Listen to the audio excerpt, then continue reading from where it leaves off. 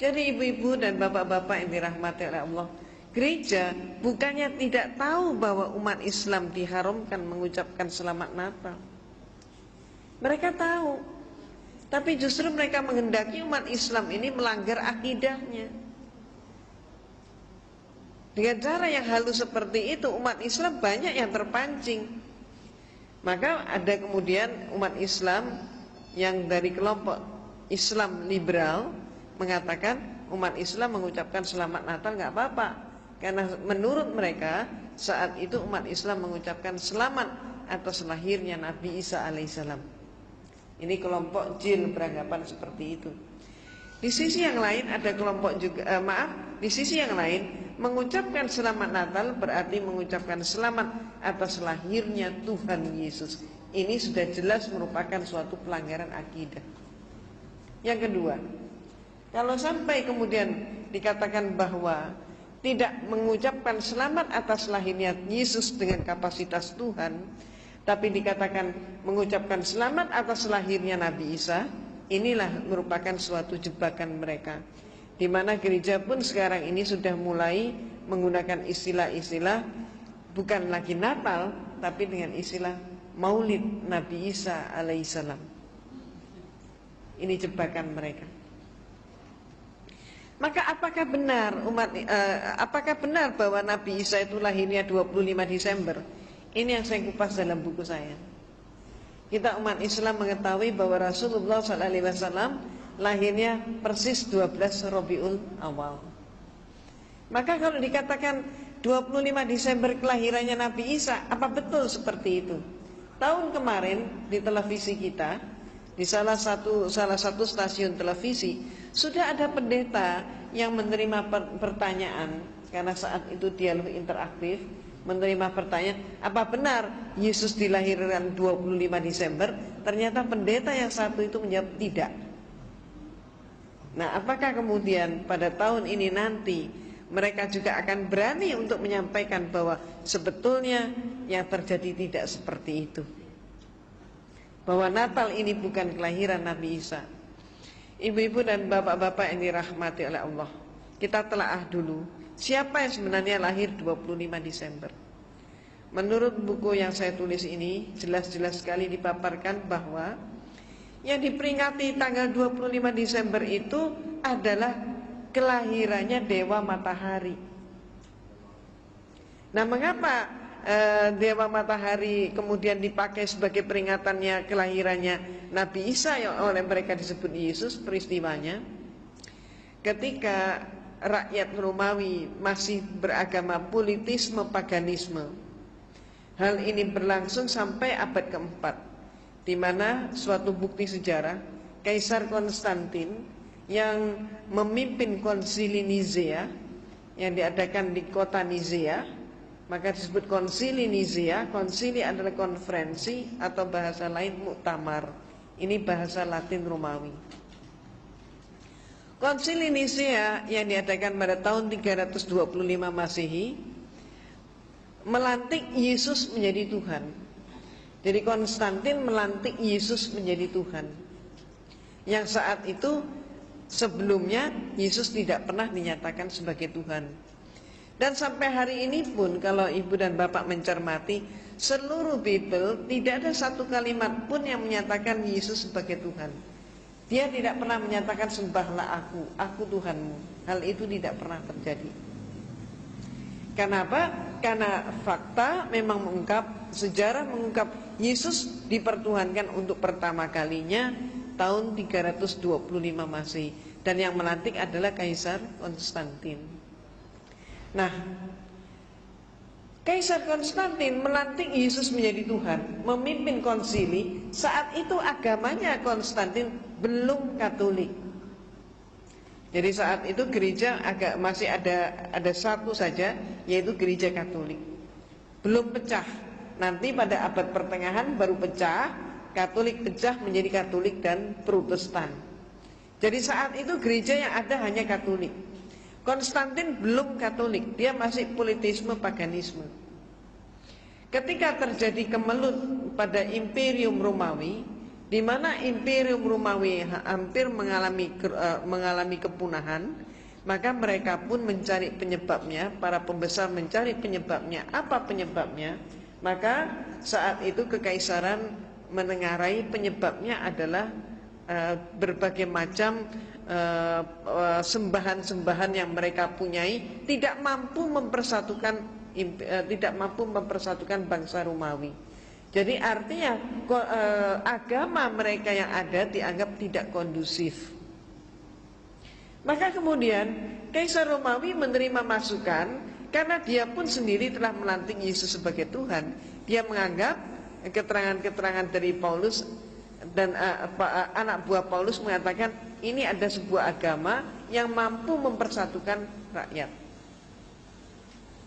Maka kemudian dari situlah Konstantin tertarik dengan Katolik untuk menyederhanakan Tuhan-Tuhan mereka yang berpuluh-puluh itu tadi. Termasuk misalnya yang Bapak Ibu kenal dan yang tidak asing dalam kehidupan orang-orang Romawi maupun di dalam pergaulan sehari-hari, kita kenal nama adalah Dewa Zeus yang dianggap sebagai Dewa Bapak. Bapak Ibu juga kenal istilah Dewi Jupiter, Aurora, Venus, maupun juga yang lain. Termasuk Bapak Ibu juga kenal dari film televisi atau film-film lain, Hercules termasuk itu, termasuk Xena termasuk itu. Semua itu adalah dewa dan dewi yang mereka sembah. Tidak mustahil tiap rumah mempunyai sembahan yang beda-beda. Walaupun di antara sembahan yang demikian banyak itu ada persamaannya. Di antaranya yang mereka sembah adalah Dewa Zeus. Ini yang paling populer. Selain itu juga ada dewa lagi yang sangat populer, yaitu Dewa Mitra, yang juga disebut Mitras atau disebut Dewa Ra. Ini sama, yaitu apa? Yaitu Dewa Matahari. Mereka beranggapan bahwa matahari ini adalah sesuatu yang sangat penting, dan mereka ketakutan kalau sampai matahari tidak terbit.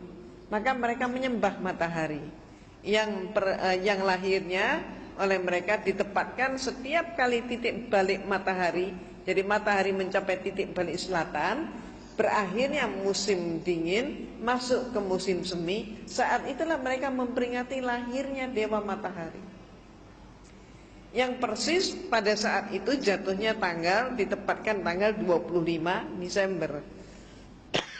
Orang-orang Romawi terbiasa setiap tahun satu kali mereka pesta pora untuk menyambut lahirnya Dewa Matahari. Jadi kalau orang-orang di Cina, penanggalan Cina, tiap tahun baru itu ditempatkan dengan jatuhnya musim semi, mereka menari dan sebagainya. Tapi orang Romawi yang paling mereka peringati adalah Dewa Matahari. Karena menurut orang-orang Romawi, dewa yang satu inilah yang paling penting di dalam kehidupan. Nah, cara mereka pesta adalah laki, perempuan, tua, muda, besar, kecil keluar dari mereka rumah. Nari, nyanyi, bahkan sampai mabuk, sampai terjatuh, tertidur di jalan-jalan. Semalam suntuk mereka pesta. Ketika kemudian Konstantin melihat kepentingan negaranya, maka kemudian dia masuk dalam agama Katolik. Karena Konstantin masuk menjadi pengikut Katolik, maka dia menginginkan dengan demikian seluruh rakyatnya pun menjadi Katolik. Katolik sebagai agama negara. Tapi rakyatnya nampaknya tidak mau pindah agama. Disebabkan apa? Kalau mereka pindah agama, maka berarti mereka khawatir pesta 25 Desember ini hilang. Konstantin menangkap kegelisahan seperti ini.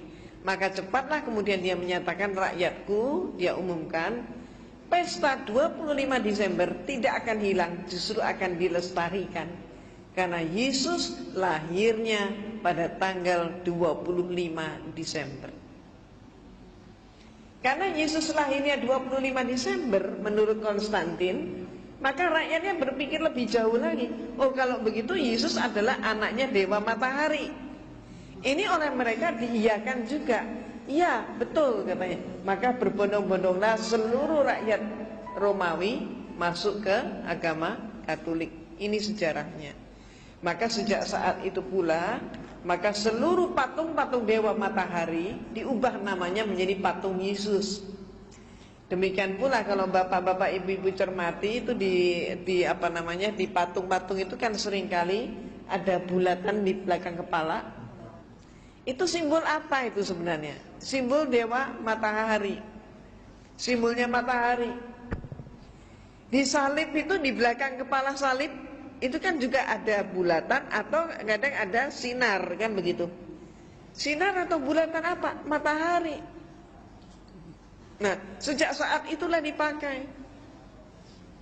Nah, kemudian ibu dan bapak yang dirahmati oleh Allah, pada saat bulan-bulan ini pun, hari-hari ini pun, bapak dan ibu sudah mulai melihat di berbagai mal, di toko-toko, di gedung-gedung, mereka pakai pohon cemara.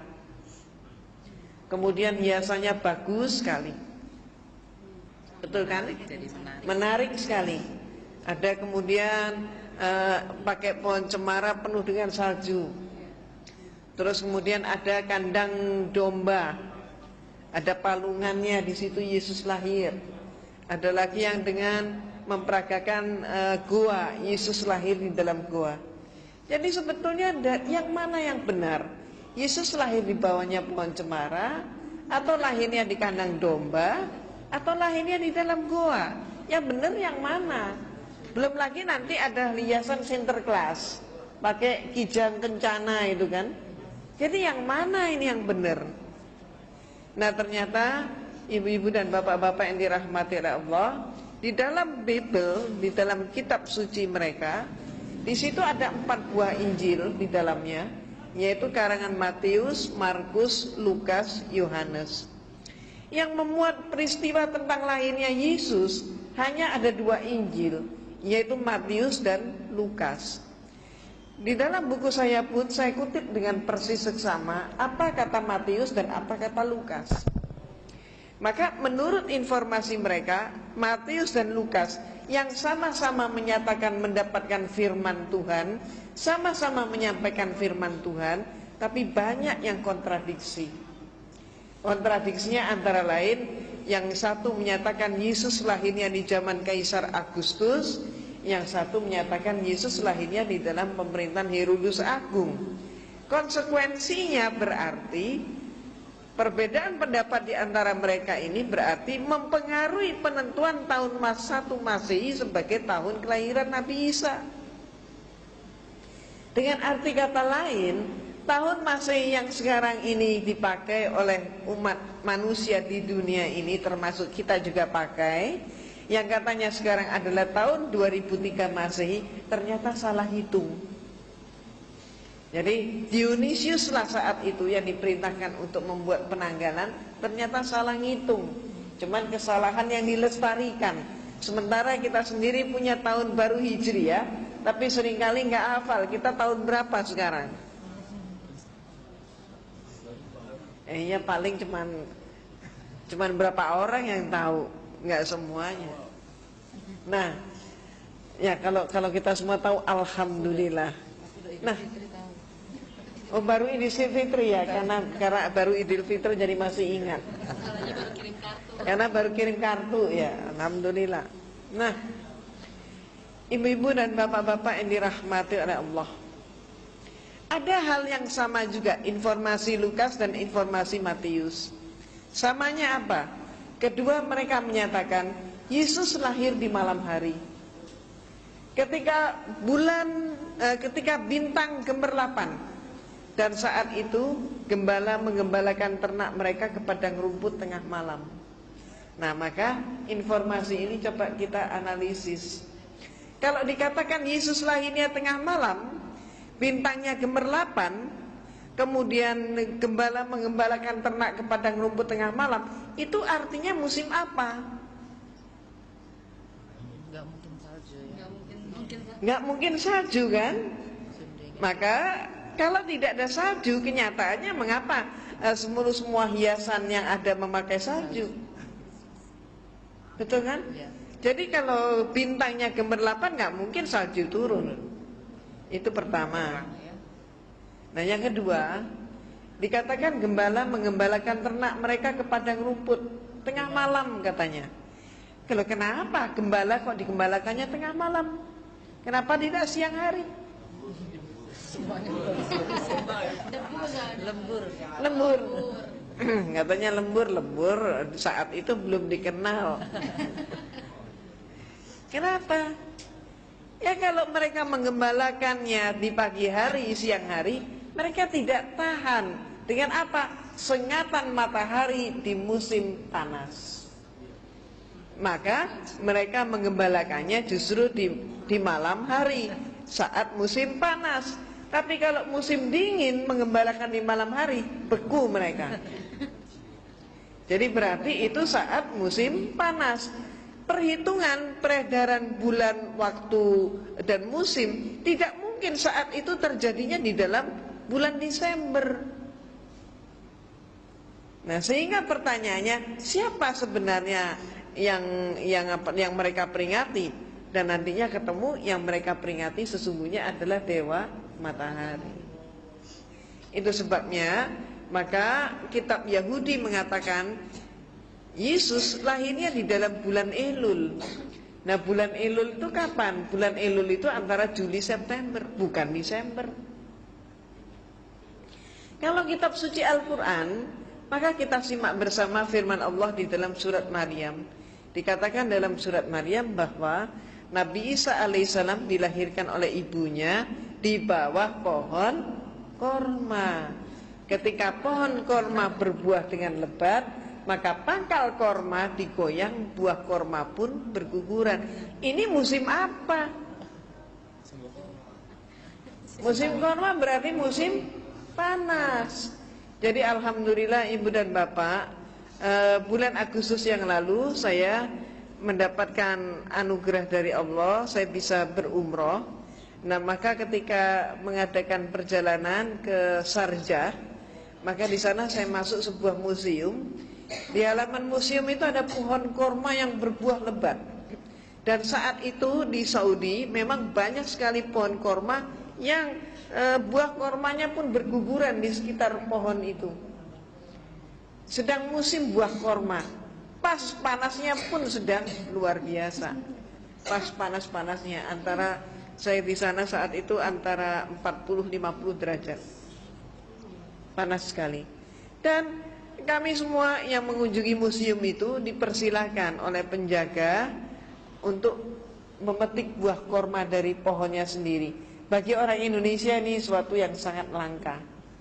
Maka kemudian ketika saya petik satu buah korma, apa yang terjadi? Satu saya tarik, yang lain pun berguguran. Nah, inilah saya sangat bersyukur atas karunia Allah termasuk bisa membuktikan ayat itu. Jadi pangkal korma digoyang, buah korma pun berguguran. Padahal saat itu yang saya goyangkan, karena saya tarik adalah salah satu tangkai, ternyata semua yang lain pun ikut berguguran. Nah, ibu-ibu yang saya hormati, seluruh itu tadi jadi adalah musim panas. Dan jangan lupa seluruh Palestina, Yesus itu dilahirkan di sebuah desa yang namanya Bethlehem. Provinsinya adalah provinsi Galilea. Ini adalah bagian daripada Yudea. Yudea adalah bagian daripada yang disebut sekarang Palestina. Seluruh Palestina nggak ada pohon cemara bisa hidup. Dari dulu sampai hari ini nggak ada satupun pohon cemara. Yang ada seluruh Palestina itu pohon korma. Maka pertanyaannya, dari mana ini pohon cemara ini? Ternyata peristiwanya ketika Imperium Romawi sudah kuat kembali, mereka ingin meluaskan imperiumnya, ingin menjajah ke Jerman. Maka saat itu yang dikirim oleh Romawi ke Jerman bukan dikirim serdadu. Ini termasuk yang harus kita amati. Jadi suatu invasi terhadap suatu negara tidak selamanya lewat tentara. Jadi penjajahan pun tidak selamanya penjajahan fisik. Ini yang harus kita amati. Demikian pula yang dikirim saat itu oleh Romawi bukan tentara, bukan serdadu, tapi yang dikirim ke Jerman adalah para pastor dari kelompok atau dari ordo Yesuit. Nah, pastor ini diberi perintah untuk menyelidiki orang Jerman menyembah kepada apa, agama mereka apa. Dalam waktu singkat para pastor ini mendapatkan berita bahwa orang Jerman saat itu agamanya masih animisme, dinamisme. Yang disembah adalah dewa yang merupakan dewa sebuah pohon, yang pohon itu mempunyai bentuk yang khusus, yaitu apa? Pohon itu selalu menjulang tegak ke udara, dan sekaligus pohon itu mengeluarkan bau harum yang sangat khas. Tidak ada bau harum yang menyamai. Pohon apa itu kira-kira? Pohon cemara. Maka bau cemara itu kan khas, tidak ada yang mirip dengan baunya cemara. Nah, kemudian para pastor segera pulang ke rumah melaporkan orang Jerman menyembah dewa cemara. Maka kemudian Konstantin segera mengadakan rapat, dan kemudian hasilnya mengirim semakin banyak pastor ke Jerman. Armada pastor dikirim. Perlunya apa? Untuk menyebar ke seluruh pelosok Jerman dengan mengatakan Yesus lahirnya di bawah pohon cemara. Karena orang Jerman menyembah pohon cemara, dikatakan Yesus itu lahirnya di bawah pohon cemara, maka rakyat Jerman kemudian berkesimpulan, oh kalau begitu tidak beda antara agamamu dan agama saya, katanya. Ternyata Yesus anaknya dewa cemara. Maka kemudian agama Kristen pun masuk ke Jerman. Ini yang terjadi. Nah, ibu-ibu dan bapak-bapak yang dirahmati oleh Allah, sekaligus nanti di sini bapak dan ibu akan mendapatkan tambahan wawasan bahwa ternyata Natal itu pun baru menjadi acara resmi gereja pada abad yang ke-5. Sebelumnya tidak. Dan masih banyak informasi yang lain, termasuk ayat-ayat Bible yang sebenarnya menyatakan bahwa perbuatan untuk menyembah kepada patung, kepada orang berhala-berhala adalah perbuatan yang sangat dilarang oleh agama. Nah, dikatakan juga bahwa peringatan hari kelahiran itu tidak dikenal di kalangan mereka, tapi justru yang melakukan peringatan kelahiran adalah orang-orang yang dianggap sebagai orang-orang yang sesat, termasuk Herodus dan sebagainya, orang-orang kafir istilah mereka. Nah, sekarang pertanyaannya, dengan mengetahui bahwa muatan daripada 25 Desember Natal itu ternyata tidak benar, bertentangan dengan akidah kita, maka sekarang menjadi suatu pemikiran ulang hendaknya, apakah kita juga ikut masih tetap mengucapkan selamat Natal. Sebab menurut fatwa MUI, menurut Buya Hamka almarhum, maka merayakan Natal ataupun berarti mengucapkan selamat Natal hukumnya haram. Mengapa diharamkan? Itu tadi sebabnya. Dan Kristen memang senantiasa berusaha untuk mempengaruhi kita umat Islam untuk melanggar akidah. Nah, ibu dan bapak, ini dahulu pemaparan saya. Silakan kita masuk dalam sesi tanya jawab terlebih dahulu.